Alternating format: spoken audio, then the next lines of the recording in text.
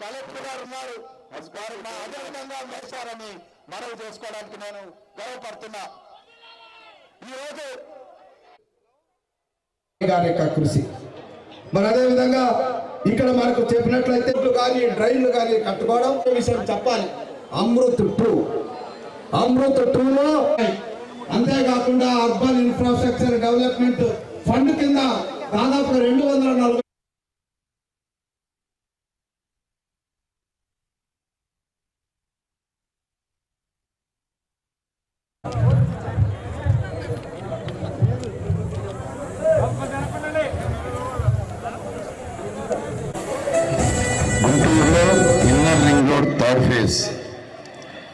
దానికి 48 కోట్లతో శంకుస్థాపన చేయబడింది. గత 5 సంవత్సరాల్లో గత ప్రభుత్వం దీన్ని నిర్వీర్యం చేసింది, వదిలేసింది.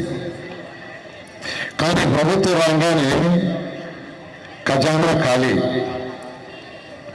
10 లక్షల కోట్లు గత ప్రభుత్వం అప్పు చేసి వెళ్ళిపోయింది.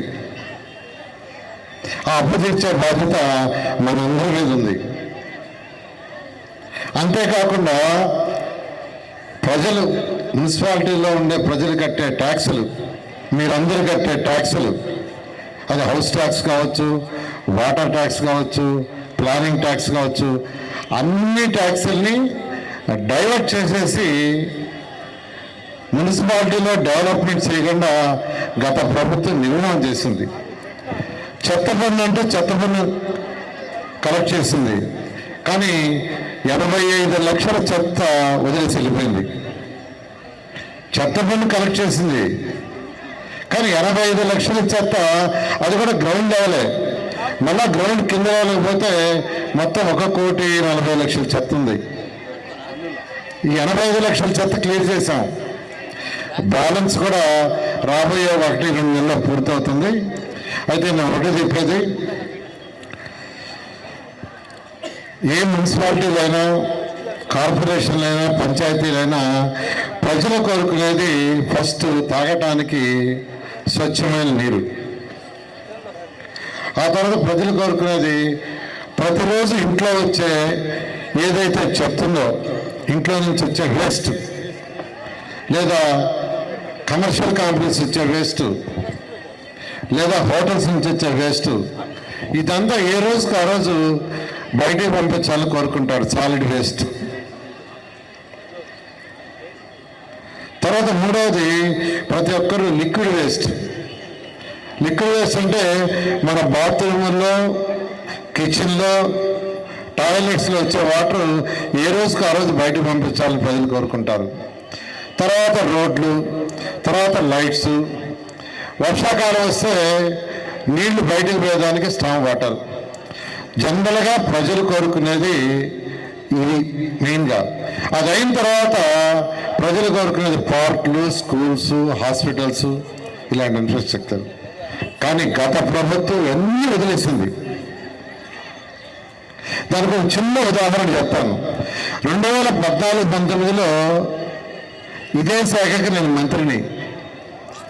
2019 ఫిబ్రవరి నెలలో ఈ రాష్ట్రంలో ప్రతి ఒక్కరు తాగటానికి చక్కటి వాటర్ ఇవ్వాలని గవర్నమెంట్ ముఖ్యమంత్రి గారు చెప్తే ఏషియన్ ఇన్ఫ్రాస్ట్రక్చర్ ఇన్వెస్ట్మెంట్ బ్యాంక్ ద్వారా 5,350 కోట్లు శాంక్షన్ చేయించాం. 5,350 కోట్లు 2019 ఫిబ్రవరి నేను అప్పుడు మంత్రిని. అయితే 2-3 నెలల ప్రభుత్వం పోయింది. 5,350 కోట్లలో కేంద్ర ప్రభుత్వం ఫస్ట్ ఇన్స్టాల్మెంట్ ఇస్తే రాష్ట్ర ప్రభుత్వం ఇవ్వాల్సిన మ్యాచింగ్ కూడా ఆ 5,350 కోట్లు పోయినాయి. అంటే రాష్ట్ర ప్రభుత్వం మ్యాచింగ్ ఇవ్వాలి, ఆ మ్యాచింగ్ ఇవ్వాల, ఆ డబ్బులనే పోయినాయి. మళ్ళా ఈ ప్రభుత్వం వచ్చిన తర్వాత గౌరవ ముఖ్యమంత్రి గారు మళ్ళా కేంద్రంతో మాట్లాడి దాన్ని మళ్ళా శాంక్షన్ చేయించారు.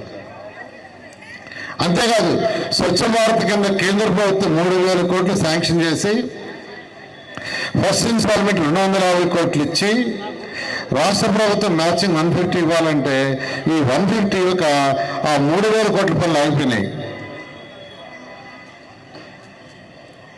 అదేవిధంగా అమృత్ 2.0 8,500 కోట్లు శాంక్షన్ చేస్తే దాన్ని వాళ్ళ. ఎందుకంటే ఆర్థిక వ్యవస్థ, ఒక రాష్ట్రాన్ని ఎలా నడపాలి, ఆర్థిక వ్యవస్థను ఎలా నడపాలి అనేది గత ప్రభుత్వానికి తెలియదు. ఎవరైనా కుటుంబంలో ఒక 20,000 జీతం వస్తుంటే వైఫ్ అండ్ హస్బెండ్ ప్లాన్ చేసుకుంటారు. వచ్చిన డబ్బుల్లో బాడీకి ఎంత, తినడానికి ఎంత, ఫుడ్ కావచ్చు, పాలవాడికి కావచ్చు, పిల్లల చదువుకి ఎంత, ఇలా చక్కగా ప్లాన్ చేస్తారు. ఒక కుటుంబంలోనే ఇంత పెద్ద రాష్ట్రంలో వచ్చిన మనీ ఎలా చేయాలనేది గత ప్రభుత్వానికి తెలియదు. ఆర్థిక వ్యవస్థ ఎలా ప్లాన్ చేయాలని తెలియక అంతా చిన్న భిన్నం చేసి, ఎందుకంటే మున్సిపాలిటీలో కట్టిన డబ్బులు మున్సిపాలిటీ వాడుకోవాలా, లోకల్ బాడీస్కి కేంద్రం ఇచ్చిన చట్టం ప్రకారం మీకు వచ్చే డబ్బుని మీరు కలెక్ట్ చేసుకొని మీ అవసరాల ప్రకారం మీరు కలెక్ట్ చేసుకొని కౌన్సిల్లో డిస్కస్ చేసి ఎక్కడ రోడ్డు వేయాలా, ఎక్కడ డ్రైన్ వేయాలా, ఎక్కడ పార్క్ కట్టాలి మీరు నిర్ణయించాలా. అటువంటి స్వేచ్ఛ మున్సిపల్ కౌన్సిల్ లేకుండా చేశారు.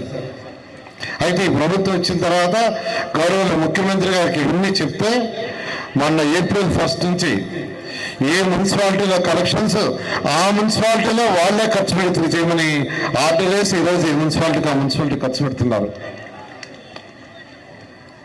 అలా గల ప్రభుత్వం అనేకమైన అవకతవకలు చేయటం వల్ల ఈరోజు రాష్ట్రం ఎన్నో ఇబ్బందులు పడుతున్నా గౌరవ ముఖ్యమంత్రి గారు వారికున్న అపార అనుభవంతో ఈరోజు రాష్ట్రాన్ని ముందుకు తీసుకుపోతున్నారు.